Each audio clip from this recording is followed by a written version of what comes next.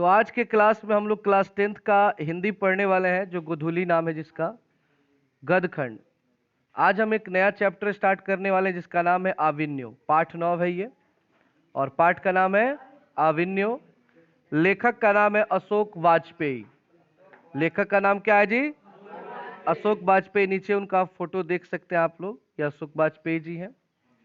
और चलिए, आज के क्लास में हर चैप्टर की तरह हम पढ़ने वाले हैं लेखक का परिचय। आज हम लोग क्या पढ़ने वाले हैं? लेखक का परिचय, क्योंकि ज्यादातर जो ऑब्जेक्टिव क्वेश्चन होते हैं वो लेखक के परिचय से ही पूछे जाते हैं। तो किताब में आप देखेंगे, और इसे हम शुरू करते हैं।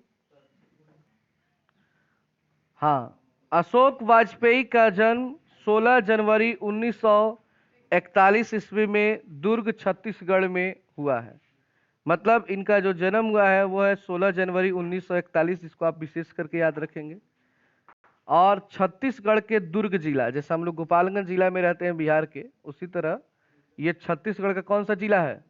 दुर्ग जिला। दुर्ग जिला में इनका जन्म हुआ है, किंतु उनका मूल निवास नगर मध्य प्रदेश है। यानी कि ये अपना जीवन, ये लोग असल में कहाँ के हैं? मध्य प्रदेश के, लेकिन जन्म कहाँ पे हुआ है? छत्तीसगढ़ में। उनकी माता का नाम निर्मला देवी और पिता का नाम परमानंद वाजपेयी है, ये भी याद रखेंगे, इनके माता पिता का नाम। उनकी प्रारंभिक शिक्षा गवर्नमेंट हायर सेकेंडरी स्कूल सागर से हुई।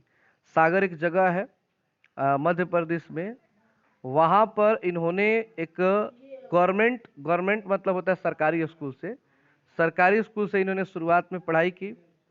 फिर सागर विश्वविद्यालय से उन्होंने बीए और सेंट स्टीफेंस कॉलेज दिल्ली से अंग्रेजी में क्या किया? एमए। बीए उन्होंने मध्य प्रदेश में ही किया था, लेकिन एमए उन्होंने कहाँ किया था? दिल्ली में एक कॉलेज है सेंट स्टीफेंस कॉलेज से उन्होंने एमए किया है। और किस विषय में एमए किया है? अंग्रेजी में। उन्होंने व्यक्ति के रूप में भारतीय प्रशासनिक सेवा को अपनाया। मतलब इन्होंने कमाई का अगर देखा जाए तो ये सिविल सर्विस का भी एग्जाम दिया, आईएएस का एग्जाम निकाले, और उसको भी मतलब उसमें इन्होंने काम किया आईएएस के तौर पे। तो समझ लीजिए किस लेवल के ये पढ़े गए होंगे। वे भारतीय प्रशासनिक सेवा के कई पदों पर रहे, क्योंकि कोई भी आदमी जब अफसर बनता है ना, तो समय समय पर उसका प्रमोशन होता रहता है, मतलब उसके पद में बढ़ोतरी होती रहती है। अफसर ही नहीं, कोई भी आप सरकारी नौकरी करते हैं तो उसमें प्रमोशन मिलता है। तो आप जिस पद पर हैं, धीरे धीरे आगे वाला पद आपको मिलते जाता है।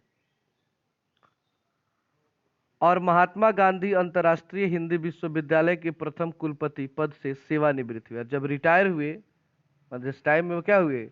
रिटायर हुए, तो उस समय ये महात्मा गांधी अंतर्राष्ट्रीय हिंदी विश्वविद्यालय के कुलपति थे। क्या थे? कुलपति थे।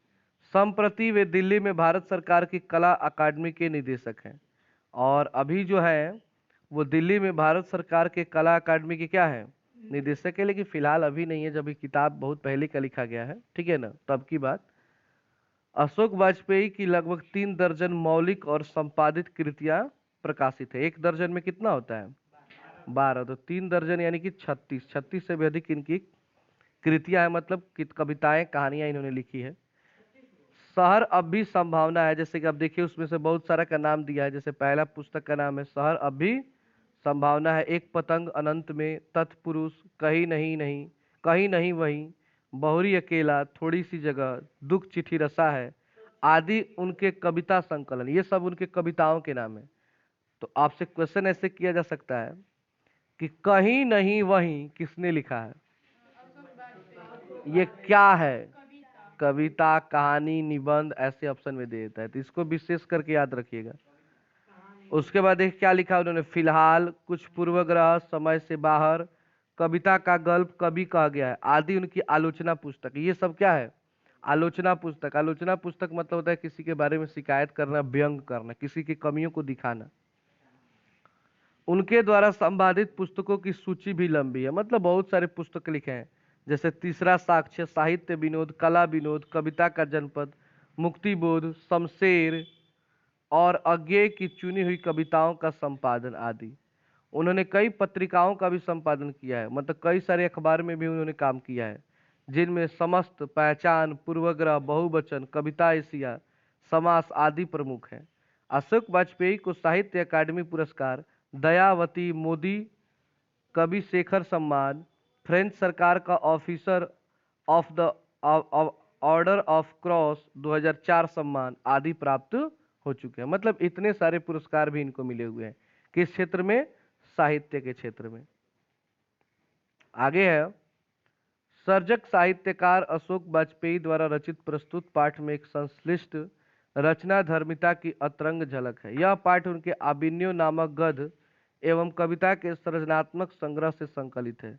इसी नाम के संग्रह में उनकी सृजनात्मकता गद्य की कुछ रचनाएं और कविताएं हैं, जिनमें से दोनों विद्याओं की दो रचनाओं के साथ पुस्तकों की भूमिका भी किंचित संपादन रूप में यहाँ प्रस्तुत है। मतलब जो हम पाठ पढ़ने वाले अभिनय, ये गद्य के रूप में भी है और पद के रूप में, मतलब इसमें बीच बीच में कविता भी दिया है, तो आगे देखेंगे कविता भी इसमें दिया होगा। आबिन्यो दक्षिणी फ्रांस का एक मध्य युगीन ईसाई मठ है। जो हम लोग पढ़ने वाले हैं आबिन्यो क्या है? एक ईसाई मठ है। और कहाँ का मठ है? फ्रांस का, दक्षिणी फ्रांस का ये ईसाई मठ है।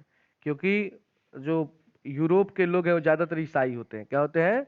ईसाई। से मंदिर हम लोग क्या होता है ना, हिंदू धर्म में, मुस्लिम धर्म में मस्जिद होता है, तो ईसाई में क्या होता है? ईसाई मठ होता है, जिसको चर्च बोला जाता है। जहाँ लेखक ने 21 दिनों तक एकांत रचनात्मक प्रकाश का अवसर पाया था। प्रवास के दौरान लगभग प्रतिदिन गद्य और कविता लिखी गई।